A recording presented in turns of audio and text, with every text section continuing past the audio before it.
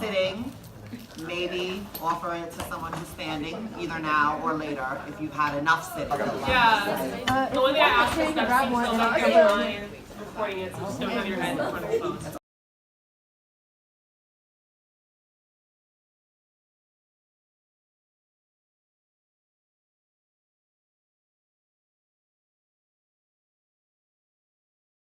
My name is Olivia Pace.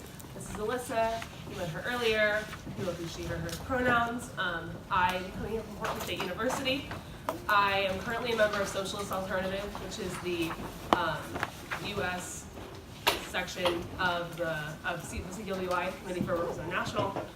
It's a socialist organization. I'm a revolutionary socialist. I'm a Marxist. I am the lead organizer of socialist students at the PSU campus. Because our organization has made it a goal to see more expansion into campus organizing at the local universities of the different U.S. branches. And have a lot of experience with that because when I first started getting into organizing, I began with the Portland State University Student Union, which for a long time was the largest and most radical student group at Portland State. And we had a really important and really large campaign called Disarm PSU. So today this workshop is about building effective and sustained movements on campuses, like Liz was talking about in her talk, outside of the bureaucracies of boards and administrators and presidents on college campuses. I see, and I hope most of you see, the university as a microcosm of this capitalist society. The same systems that prevent us from seeing justice and liberation in larger society are at play on universities, because universities are institutions within the society. They have a lot of the same profit motives that people who run big corporations and the people that we see in government have there. So I think it's extremely important that we step outside of the bureaucracy and of what those empowered at our university deem appropriate for struggle. And I think that the most successful movements on campuses, and obviously campus struggles, have been integral to larger political struggles in the US. So what happens on campuses has to reflect the way that we see gaining our liberation in the real world. So we're going to be going through today some basic tenets of building radical and sustainable movements on our campuses. I'm sure all of you have a lot going on in your campuses. I think the fact that you're here doesn't just show that you are proud of who you are, but that you are probably concerned about the environment on your campuses and about certain things that may be happening because you're administrators or just the general culture of your campus and where your campus is located. And so I'm going to be going through some basic who, what, when, where, why of building movements on your campuses. And then after that, we can try to apply that and see if we can think about how you might use that to start your campus.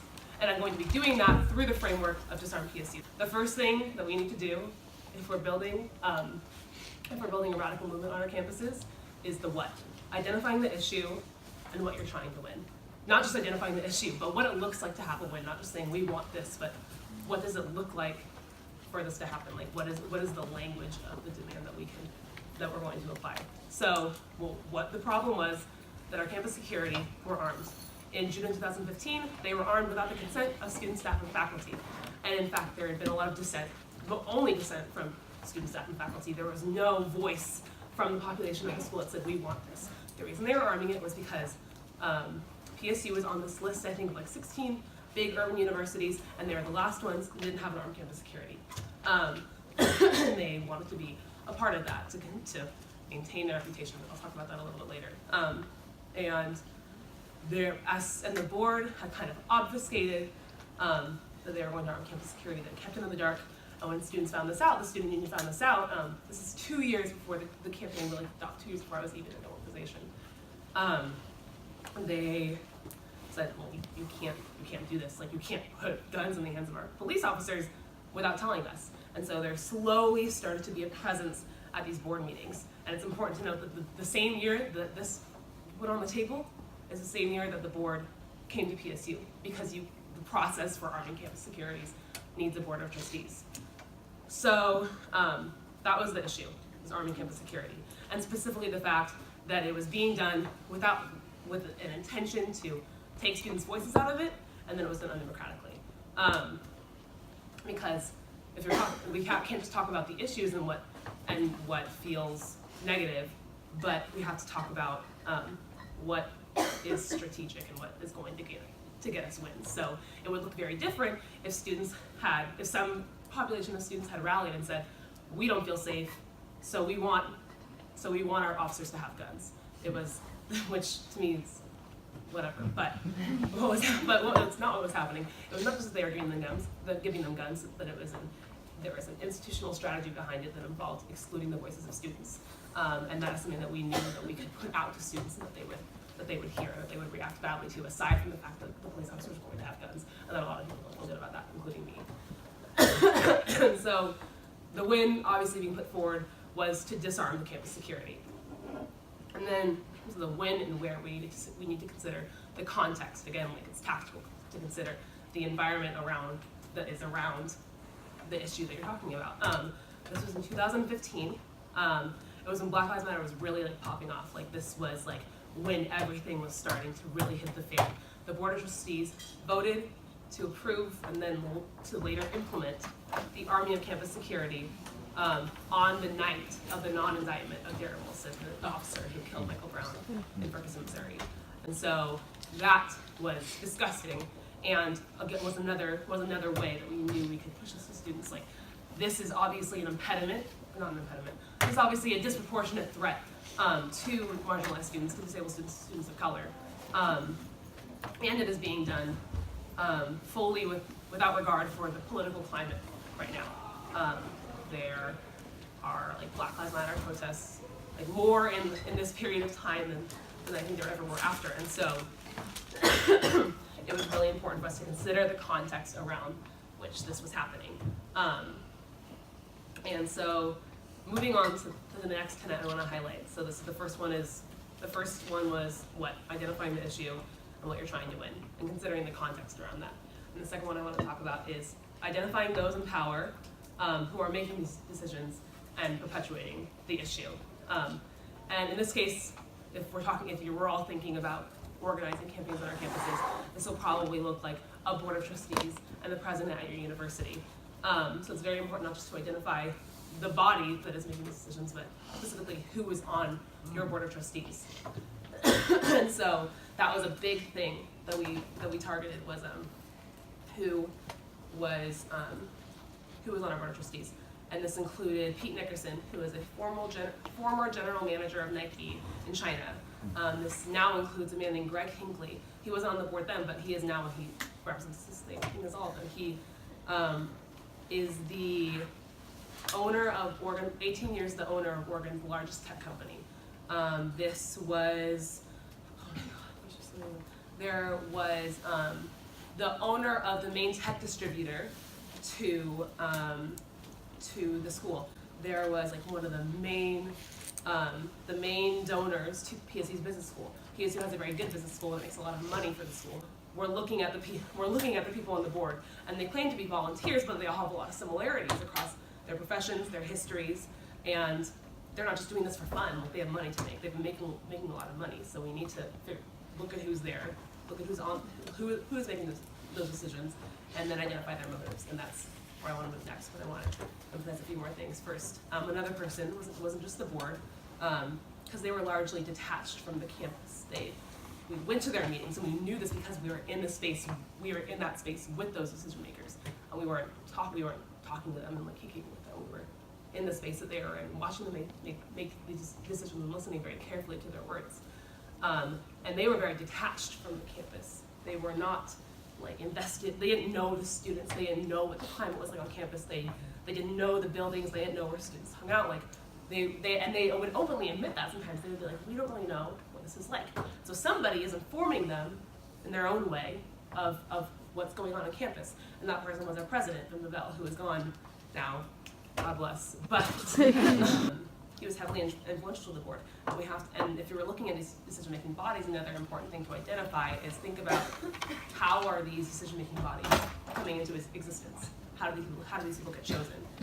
Who chooses them? Because they're not being chosen democratically.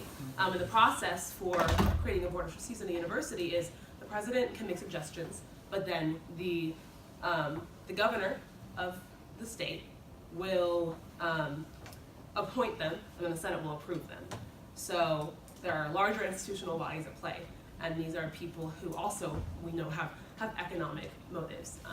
These are not people who are being chosen democratically. And when you're looking at these decision-making bodies, look at their history. For us, it was very important to know who voted for what, who could possibly be on our side, and it was really nobody.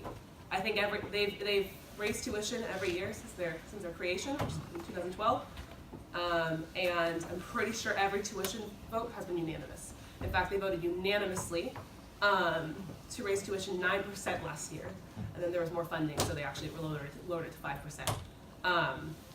And this is even with, and this is another important thing to consider, that there were only 3 positions that were representative of the university. There was 1 student representative, 1 staff representative, and 1 faculty representative.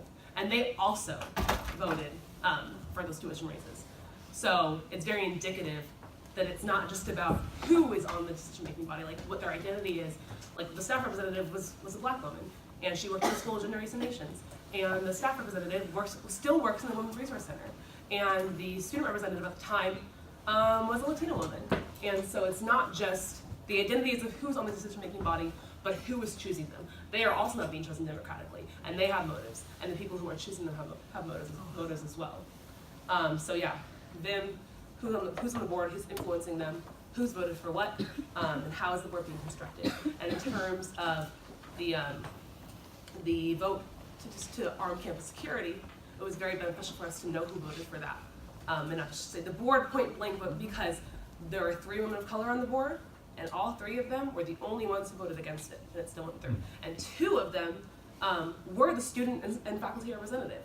And so the 2 people on this board who were actually representative of the campus are the 2 people who voted against it.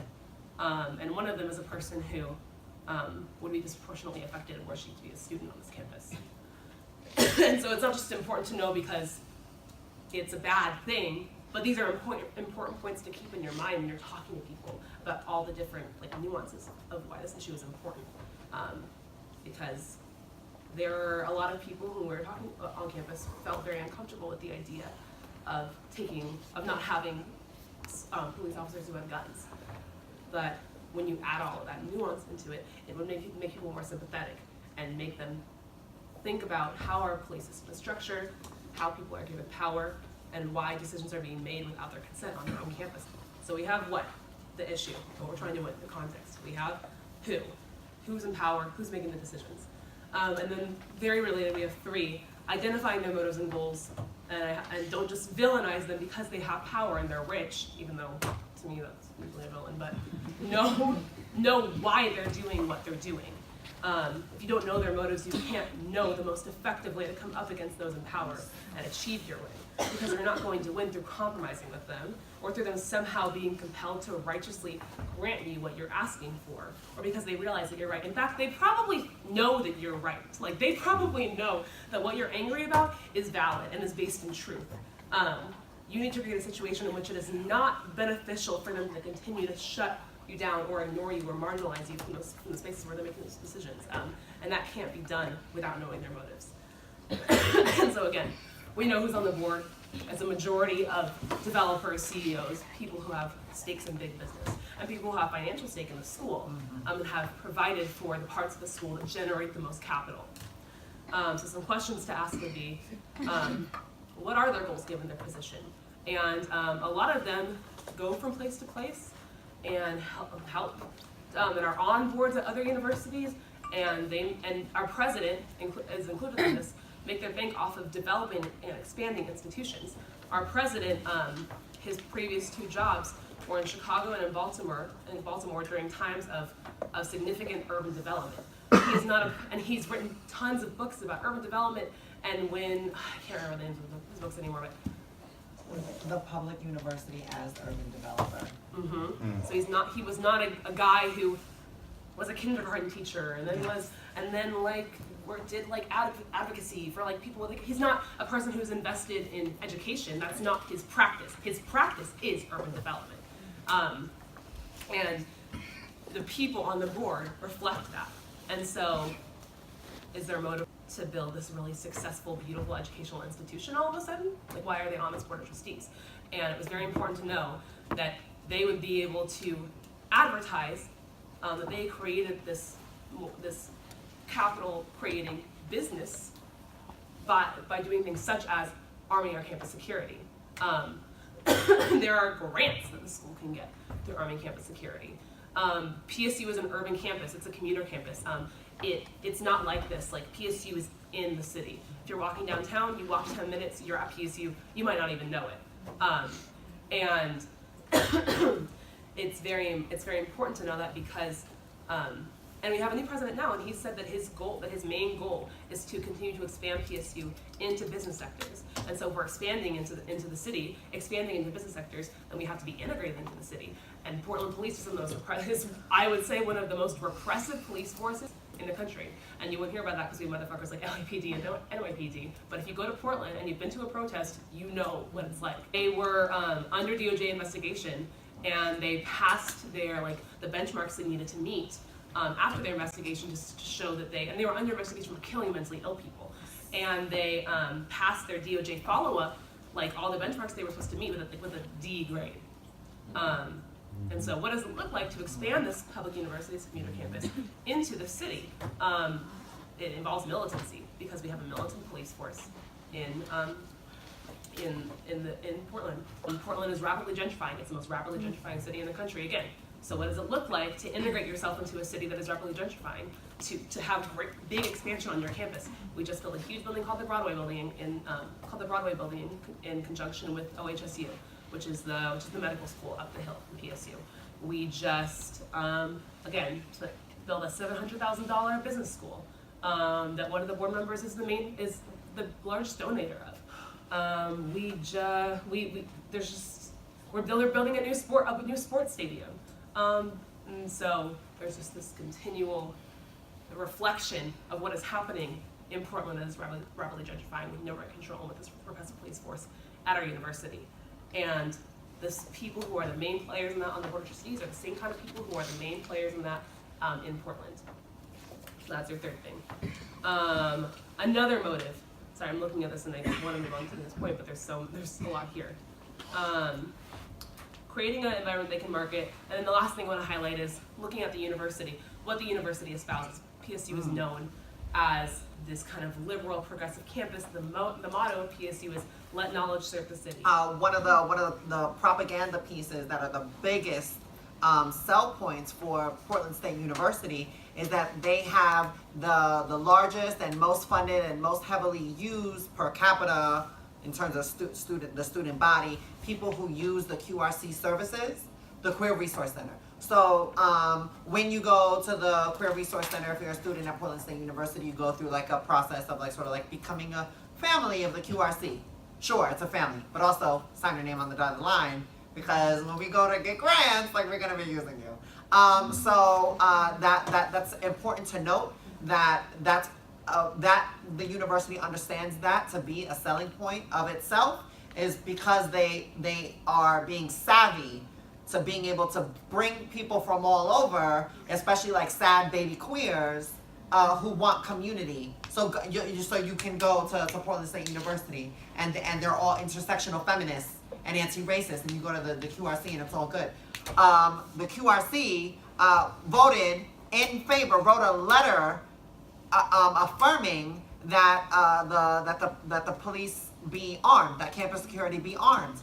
And this is after we spent so much time talking to them and explaining to them, talking to them about abolition, talking to them about the prison industrial complex, the school to prison pipeline. And we spent hours in meetings on their terms laying out the disparities that exist for particularly queer and trans homeless youth, and how they're often targeted by the police, not just for incarceration, but for sexual violence.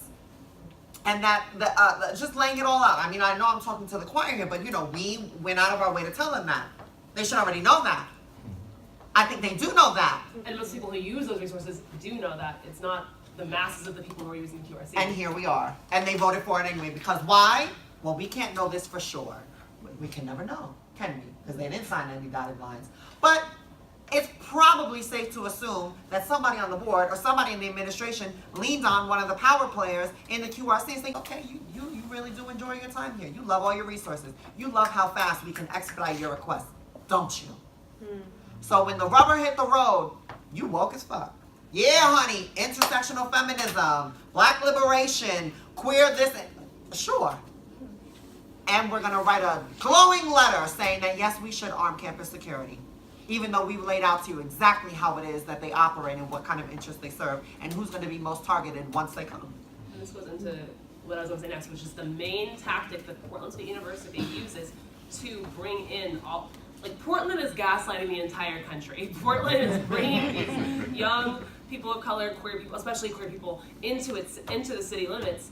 And if you talk to anybody who's moved to Portland, I'm from Portland, I've never lived anywhere else, but anytime I talk to anybody who's not from here, what? Or not here, but they're like, what is going on? Like, this place is absolutely, it's out of control. Like, there are homeless people all over the street. There is rampant racism, there's lots of white people with dreads walking around, which is, the police kill mentally ill people and people of color all the time and never see any justice for it, not that they do anywhere else, but again, we're supposed to be this progressive city, and it's just not the truth. And the main way that Portland State contributes to that and brings all these freshmen in who are people of color, who are queer, and strength and brings up the population of the school is by espousing this diversity politics. And that was a huge thing that we had to lay bare in our campaign to say, first, like, you're saying all of this and this and this. The freshman class that came in the year that Disarm PSU officially started, the year that we started doing the actions, was 43% more diverse than any other freshman class that had come into the university. So we're saying, okay, like you're saying that you're this and this and this, you're bringing in all these black and brown and queer people, and at the same time you're arming campus security on the same night that Jared Wilson wasn't indicted, despite student, staff, and faculty, like. The entire school of social work came out against the arming of campus security. It's the third largest school at the university. There was the Women, Gender, and Sexuality Studies program came out against this. The majority, the faculty senate at the university voted against it. And so those diversity politics that we had to lay bare. Like, you're not holding up to these politics that you're espousing.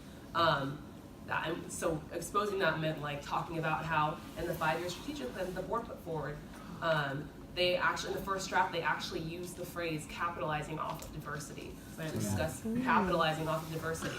And the president turned to me one day and said, like, well, that's a pretty standard phrase. And they did change it when students enough times, I'm like, what the fuck are you talking about? And so and I'll talk more about this later, but laying that bare and having that institutional knowledge, like, this was not fun. I don't know all these things because I was having a lot of fun. Like, we spent hours in board meetings, like 6 hours, just sitting, listening to these rich people talk about how much money was going to go where and making all these decisions that affected me, but that they didn't give a fuck about.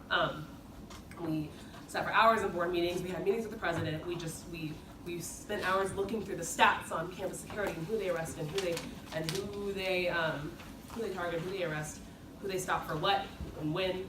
And when they did it, like, this was hours of labor amongst like 40 people to know all of this so we could lay it there. So it's really important that you would think about their motives and then use that to go out and search for that institutional knowledge and look for those documents and go to the board meetings and know what they're talking about. So yeah, the next thing. So we have the issue, identifying it and what you're trying to win, who's in power, what their motives are, and the fourth thing I have is going off of what I just said, communicating with the public. So first, identifying how the issue will affect students, so that you can address it, so that you can communicate that to people. So you can most effectively let students know why they should get involved. So of course, this disproportionately affects students of color. At this time, lots of students, even like people who aren't students of color, are wanting to get involved in Black Lives Matter. And this to us was the Black Lives Matter fight at PSU. This was the iteration of Black Lives Matter at PSU. And so we would say to students, like, you see what's going on and you know what's wrong and you want to stop this kind of violence in your community, then you need to get involved with us. And our shirts said Disarm PSU because Black Lives Matter, and our first shirt said it has Disarm PSU. Then I have Black Lives Matter on the back. I should have worn it today. And talking about how there were all these cases of of Portland police killing black people and killing mentally ill people. They killed Aaron Campbell when he was suicidal, and and his mother called the cops on him, and he didn't have a gun on him, but he reached for his waistband a little bit, probably not even, and they shot him. They killed Keaton. They killed Kendra James. She was running in the back of her friend's car and pregnant and tried to flee, and they shot her, and she was unarmed. They killed Keaton Otis, who was mentally ill and was in his car, and they claimed that he had a weapon that they never found. They shot him 25 times. They never found the weapon. They still haven't found it. And they killed James Chassie, who was a mentally ill person, who was unarmed, who was in like the wealthiest area of the city, and they killed him on the street. And the Portland police didn't meet their benchmarks when they were, after they were researched and investigated. They arrested Teresa Rafer, the most important activist in Portland, as she was trying to move the rally that she had mobilized off of the street because the police asked her to, but she was still in the street, so they grabbed her and they arrested her and they brutalized her while they had her in custody. And so connecting it to the broader national scope and connecting it to the issues in the city, which may take some research if you need to look at the history of the police in your city if you don't already know that, and then using that to communicate to students like, this is why you need to get involved. If you want to get involved in these issues, this is the iteration of it in our community. And another part of communicating with students was addressing, I already touched on this, but addressing the contradictions and the flaws in the rhetoric of the institution. So pointing out that it was not democratic, and that was a big thing I would say to people who were on the fence, is like, well, do you believe, because most people will say, like, if you ask them, the kinds of people who would disagree with the main tenet of the campaign, if I ask them, well, do you believe in free speech? Do you believe in democracy? They'd be like, oh yeah, like my two favorite things. And so I would say, well, like, this decision was not made with considering any contributions from anybody who actually lives, works, and learns at this university. So if you believe in democracy, you can at least acknowledge that the basis on which this decision was made was fucked up. And I would say, and I didn't have a problem saying this, I don't think it's problematic to say this, and I think it touches on the broader issues that Disarm PSU is about. I would say we should at least have a revote, a democratic vote of the students. And if it comes out that people do want armed campus security, then what can I do? But this decision that we believe is violent was also made without the consideration of anybody else on the campus, except for the resource centers that they exploited to get the vote. Because I guarantee you, most people who use I know, most of the people at PSU who use the QRSC didn't believe in Disarm PSU. And then we had to know why what they said were their motives for arming campus security. They claimed it would help with sexual assault because, first of all, of course, they would say they weren't doing this, but perpetuating the myth that rape primarily and assault primarily occurs in this very I was walking home in the dark and then all of a sudden somebody snatched me up that happened. It happens, but it's an anomaly and should not be the basis for decision making on how to prevent sexual assault. We all know how sexual assault usually occurs. It usually occurs in somewhere where you probably have felt safe before with a person that you know. And so, of course, we had to continue to smash that myth, and they would use, and I know they were using that coercively, they would say it. Usually they would say something that was also bullshit, which was, well, police officers with guns can do things that police officers that don't have guns can't do. Because they were armed and deputized. They went from security officers to police officers. And so they did have the ability to intervene in certain situations in ways that security officers cannot do. They can pursue investigations in ways that security officers can't do. But I'm not gonna speak for everybody here, but I mean, me and most people that I know who have been sexually assaulted do not feel comfortable in any way approaching law enforcement to seek justice. And as Alyssa pointed out in her speech, law enforcement are not exempt from committing sexual assault and violence towards women and AFAB people and trans people. I think 50% of wives of police officers have experienced domestic violence. So the idea that it will in any way create safety for people who have experienced sexual assault, whether they can talk to them or whether they're just gonna save them from this man in the dark, was something that we needed to point out that they had said and then counter. And then criminalizing houses people.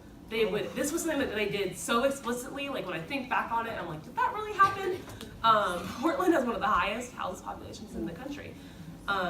and it's there, like you see it, like it's not just, they're not hiding. Like when you go to Portland, like if you talk to tourists, they'll probably think something should be like, oh, there's so many homeless people here, like, oh, they're so, like, they're just, like, it's really bad, like, in any area of the city. It touches every area of the city, even the areas that are more affluent.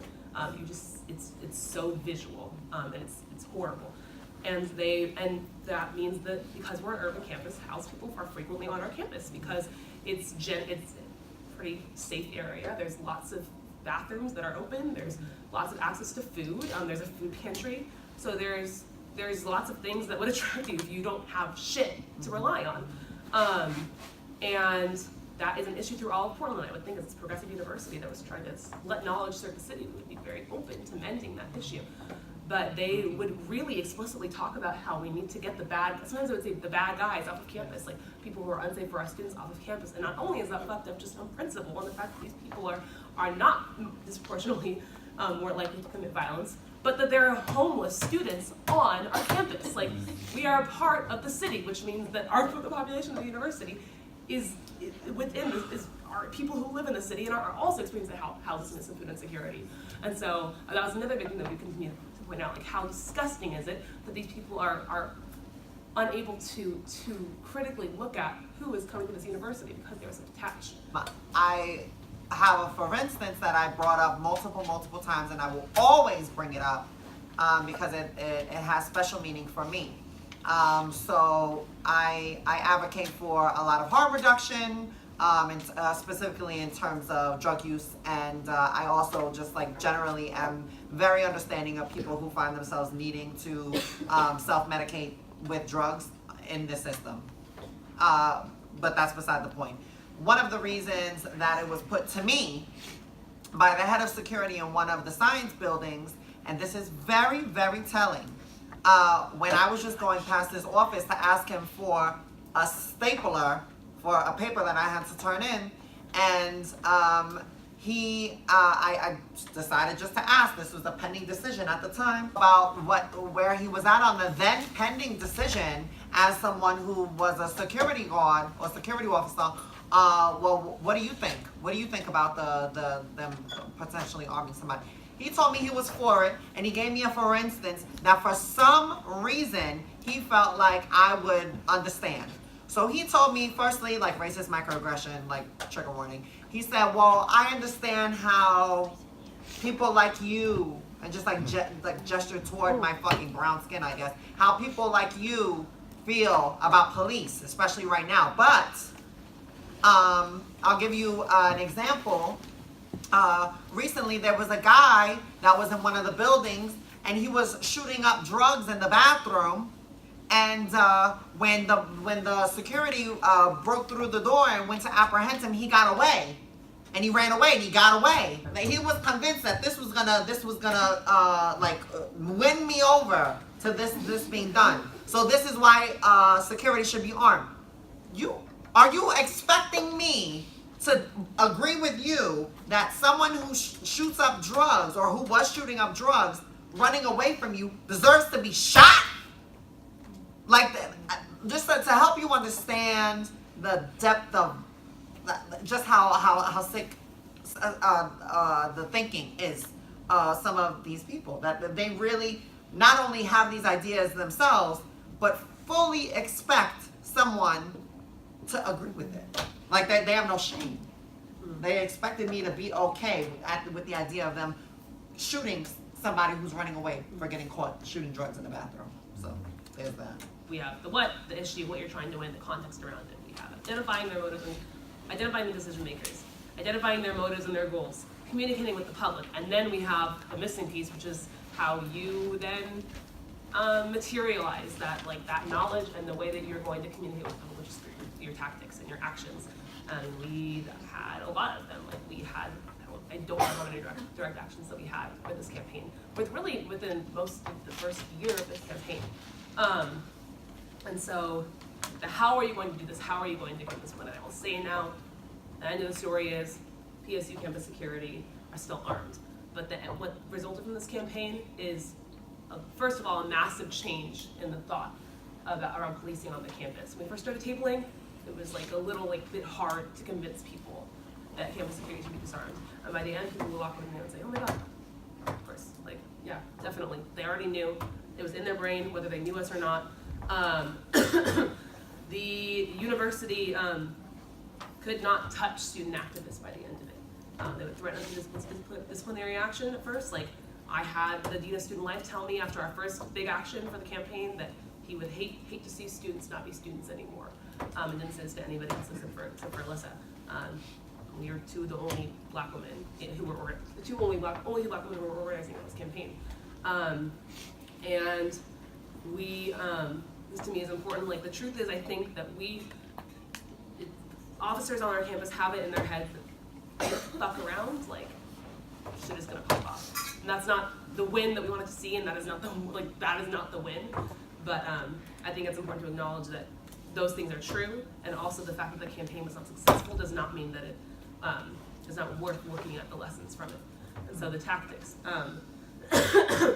We want to undermine the institution's legitimacy, because we knew that they would have to need to disarm campus security. They would never say, oh, like, I guess they're right, like, I guess, like, and just come to their senses. Like, they would need to know that it was not beneficial to the reputation and to the economics of the university for them to disarm campus security.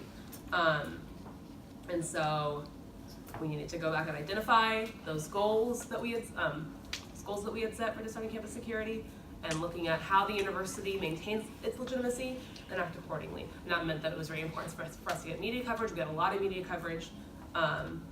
We were covered at some point multiple times by every local news station. People like would walk up to me on the street and like would just like had seen my face before. We got a little bit of national coverage. We were adamant with press releases. Like, we really maintained a strong presence in the media for the time that we held this campaign. And again, exposing like the bullshit of the diversity politics and the university's motives for putting out the 5-year strategic plan.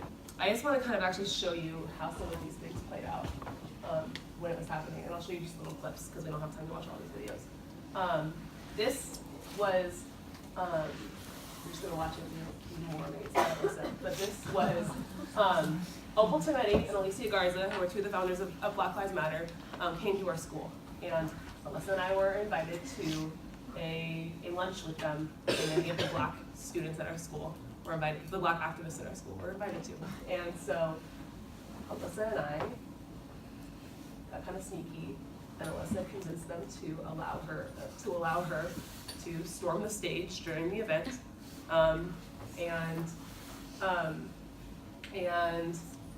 fuck shit up. And this reflected our goals because it was the perfect example. They bring people like Angela Davis and Laverne Cox and Black Lives Matter to our school, despite the fact that they're bringing them to our school. They're bringing these people to our school at a time where they're arming. This is doing the very thing that these women are against. And so it was the perfect venue to lay bare the flaws of these diversity politics and compel people to get involved. So I'll show you a little bit of it. I am offended. Conference-wise, I know that you had very good intentions tonight when you came up here and you learned about privilege. I am offended at how privilege and diversity politics are deployed to keep us from actually looking at structurally what we're up against.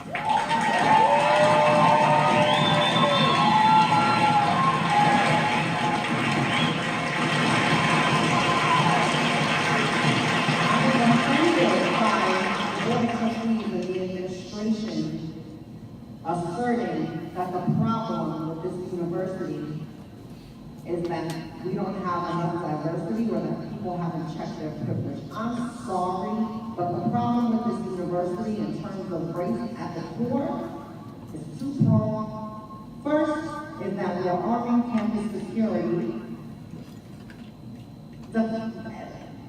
saying no thank you to democracy in the democratic process. So we're perpetuating the proliferation of police power, and yes, campus security are deputized security officers. They are police officers now. And then the insistence that it is okay to pay poverty wages for people who work here.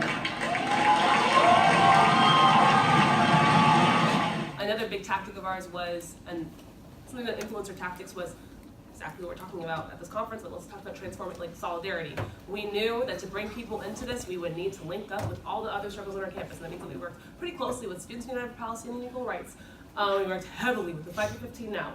In fact, when 15 Now Oregon folded, they made a conscious decision to bring all of their resources to PSU. And we fought for $15 an hour minimum wage on the campus. Students voted for it. It's a non-binding vote. The board is supposed to implement it or not. Look at it, and they have not done that yet. But we had a set of demands to pay workers $15 an hour on the campus, to cut administrative salaries, to lower tuition. Our president at the time implemented 12 administrative positions during his time there, including the Officer of Diversity and Inclusion, when they could have just done things that would have promoted diversity and inclusion. Getting rid of Aramark, the food service provider, because they played heavily into the prison industrial complex, and which linked up with our struggles. So it was really important for us to not just link up with these struggles, but assert how they were connected. We know that Black Lives Matter is, and the way that Black people are brutalized and repressed in this country by the police is connected to the Palestinian struggle for sovereignty in Palestine, and how they're being brutalized by the Israeli government. We know that Black people or people of color being disproportionately paid poverty wage is connected to how the state uses its militarization to repress people of color. We know, obviously, that police or state capacity to oppress through militarization, through arms, is connected to the high rates of people of color in prisons. And so we didn't want a food service provider that was treating its workers like shit and making its food like shit and serving it to people who were in prison. And a big way that we were able to address, this is our biggest action that we had, and kind of like the culmination of everything, was to address all these issues through a walkout that we organized. This video by the Vanguard at PSU, which is a questionable publication. The terrible Z in the says that there are 150 people at this action, and there were not. At some point there was, but at max, it was like 500 people. So I'll just show the beginning, because it really shows what I'm talking about, where it shows all of the speakers that we had at the rally, who were all given an opportunity to just talk about the struggles that they were involved in. And the tactic of the action was to make this constant link up I don't believe that the historical traumatization has been taken into consideration for what carrying guns on campus implicates for people of color. They have murdered many people. They have a history of racial violence. Right. Let everyone know that Black Lives Matter. We know that our incarceration system is a continuation of slavery. We are here fighting oppression. I support your movement. I don't want militarized police on our campuses, and I'm running for mayor right now because I don't want them in our city. If you are down with Palestine liberation and against Israeli occupation and apartheid, that racist Zionist regime, you need to join Super and get on board. The president has not taken any real steps to address the attacks or the culture of racism or colonial nostalgia pervasive on Lewis and Clark's campus. Campuses like Lewis and Clark and Portland State become breeding grounds for racism. Motivating students to get involved, knowing how you're going to bring students in, and knowing where the people who are going to be able to get involved are going to be. And so we knew that freshmen coming to the campus who were coming to Portland thinking they were coming to this super liberal, I said it before, thinking they were coming to a certain kind of place, we knew when they heard the main tenets of the campaign that they would be compelled to get involved. And so the first big action that we did that changed like everything, like there were 11 people in the student union, and after this there were like 40 people at every meeting for the entire year. We interrupted the president's convocation. We did it in waves. Like first I stood up by myself, and then people started chanting with me, like people who were part of the action with it. freshmen started chanting too, and somebody else did, and then Alyssa like brought it home with this final action that brought people outside to our rally and made them leave the president's speech.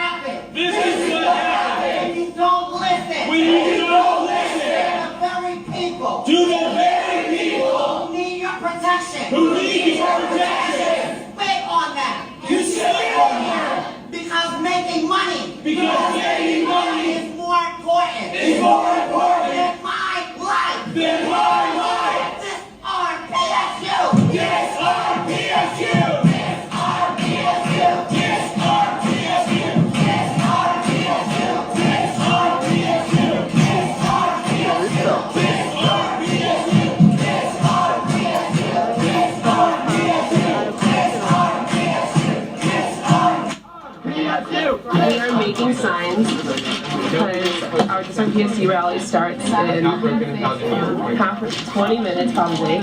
We're gonna rally a little bit, and we're gonna go speak to Dim at his office hours. We're gonna go in a small group and then hopefully get him to come outside to speak to us or speak with us. If he doesn't, we'll just go inside all together, all however many people to rally. For the last 2 years, the Portland State University Student Union has been working on inserting itself into any space where the administration is making decisions in the hopes of convincing them to reverse the decision to implement on-campus security. Through that process, we have been ignored, basically in every way, and have watched the administration strategically do things to make it hard for students to engage with them. We shouldn't have to jump over hoops to have the people who are responsible for our safety and our well-being communicate with us. That should be something that they prioritize. It's not enough to be angry about something and then to yell because you're angry about the thing. Like and when you see movements that are successful, or just movements that have a lot going, that are sustained, like this, they're sustained, like a sustained action that has a lot going behind it. There is so much institutional knowledge and work that has been put into that, and so it's not going to be a simple process. Like there's history behind any successful like campaign that you see on your campus, and so that's why I wanted to highlight these like tenets of the campaigns that you built. You have to know who's involved and why they're involved and how this happened and why this can happen. So yeah, that's all I have to say to you. And then we'll be having a stack discussion. For stack, raise your hand. You can say at any point in the discussion, and Alyssa will look at you and nod at you just to say like you're going to speak. And then show you the speakers list, and when your name comes up and it's your turn, then you'll speak. That's all I have for you. I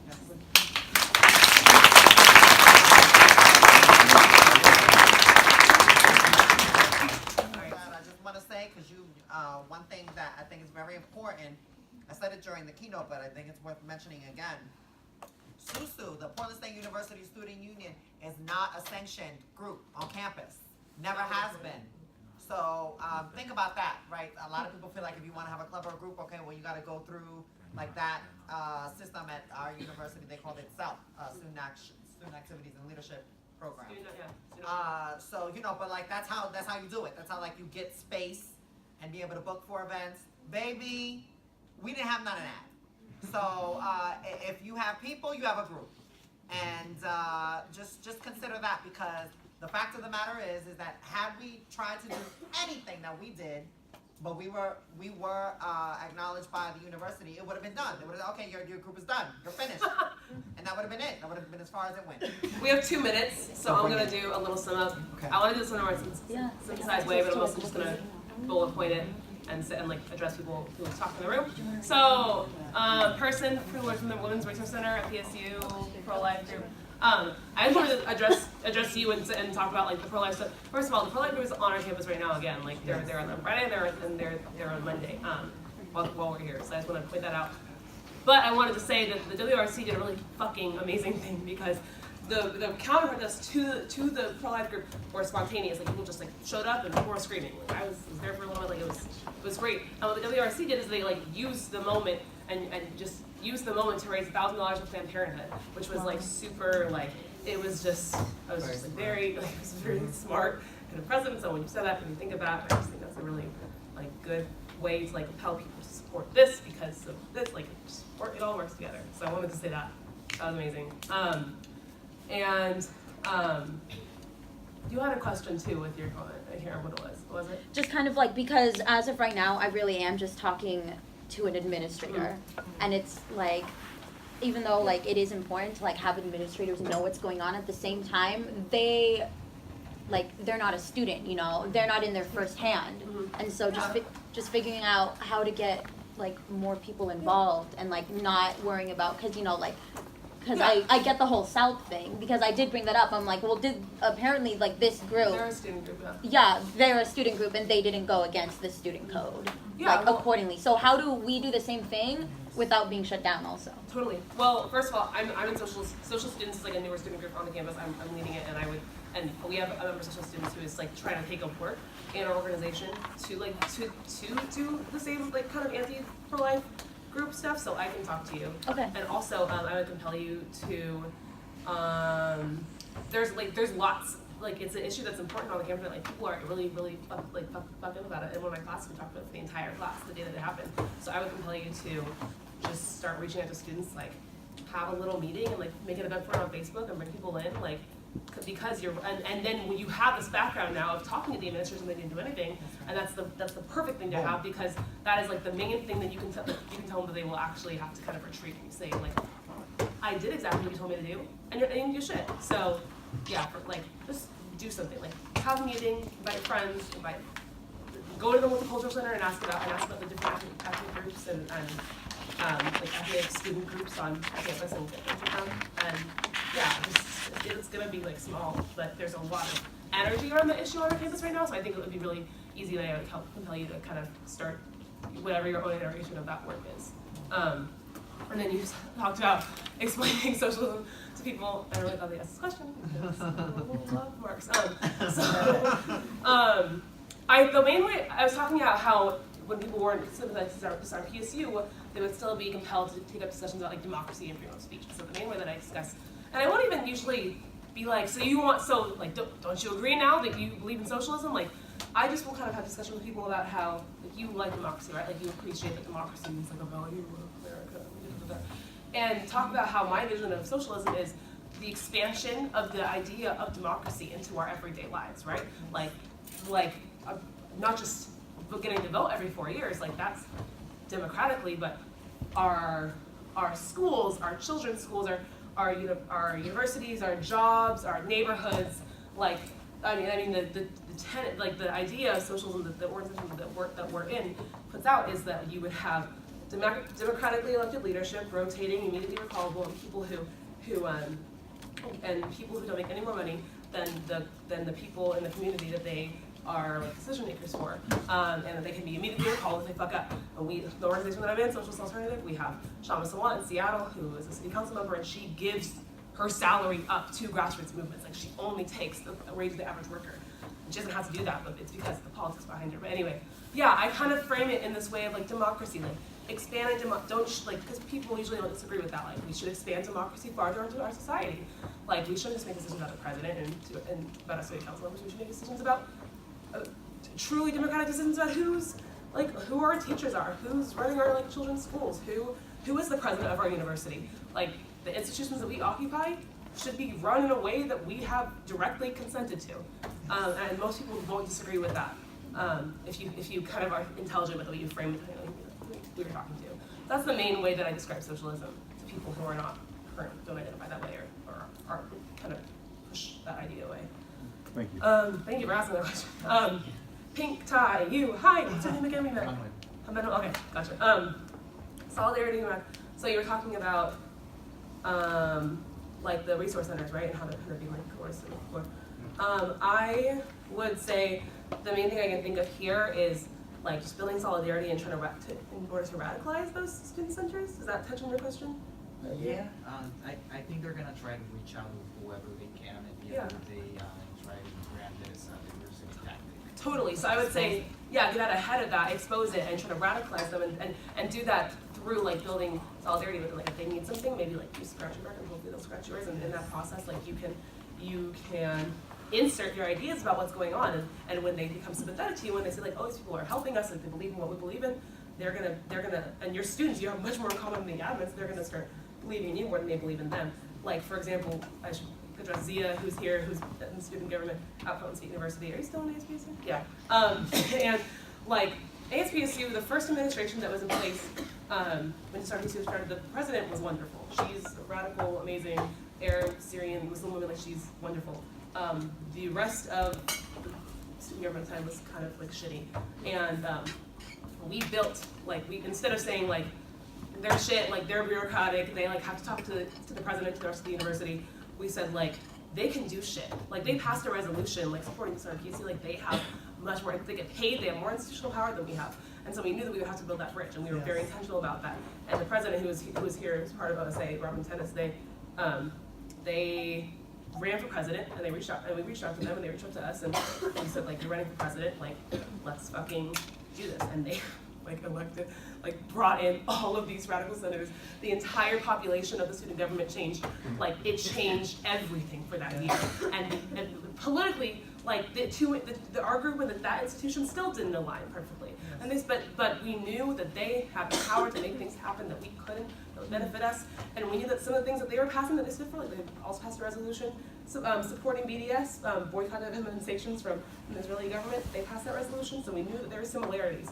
And that is enough to build that kind of solidarity from those groups. Like you don't have to, this fight, and I'm talking like, honestly, the dismantling of capitalism, I think at the end of the day, is not going to be won by all of us all of a sudden agreeing on every single thing in the world. Like it's going to be done by us knowing that we have more in common than the people at the top, and building our numbers through the solidarity between those similarities that we do have. I'm not saying work with, I'm not saying work with white people because they're poor and you're poor if they call you like the N-word. Like I'm just saying like find those similarities, find the common ground, and don't get hung up on the little political splits if you know that you can give things to each other that are going to be important to your work. You didn't have a question, but I wanted to kind of like echo some of the things that you said. Like we had students of color speak out at our school, and what came of that was we got the API and the Pan African Student Center, which was great because we didn't even end up another student came to the end of it. But it was Alyssa was there also, and something very similar to what she did in the Black Lives Matter event where with like the fucking people who were organizing it. She got a speaking position, she spoke out, and like cut down all the diversity politics bullshit that was there. And but it was really similar to what you were saying. Like there was a point in the event where I remember our old president, when you talk to him, when you're addressing him, he won't look you in the eye. He would look at his phone. Like if you were, not like directly, but if you were doing open comment at a board meeting, and he was over there, and you would like be talking, he would be on his phone. I remember I was at board meeting, something like President Pavel. There was a student, a black student, who was talking to him, and he was in the front row, and he said, "I'm going to see the people in the eye. I want to talk to you. So I would appreciate if you would just give me the respect to look me in the eye." It was very tame. And I looked, and he was in the front, he was in the second row, I was in the front row. And I looked back at him to see what he would do, and he looked up, and he looked at the student, and he shook his head like this. And he looked him in the eye, and he was like disgusted. And so like, don't just be angry about that, like exploit that, use it and put it out. Like everything I've ever heard about him saying that was shitty, like I tell every single person I meet. He's not even the president anymore. I still tell people about it. And then I wanted to echo what you said about email. Like when you're like, I'm not super like. Some people are like very like security culture. Like I'm a little more like lax, whatever. But like your university does own your email. Like they can look at it. When we were organizing, we only used our personal emails. So yeah, that's a weird note to end on, but I'm really glad that you all came. This was really great. Come up to us if you weren't talking now or outside or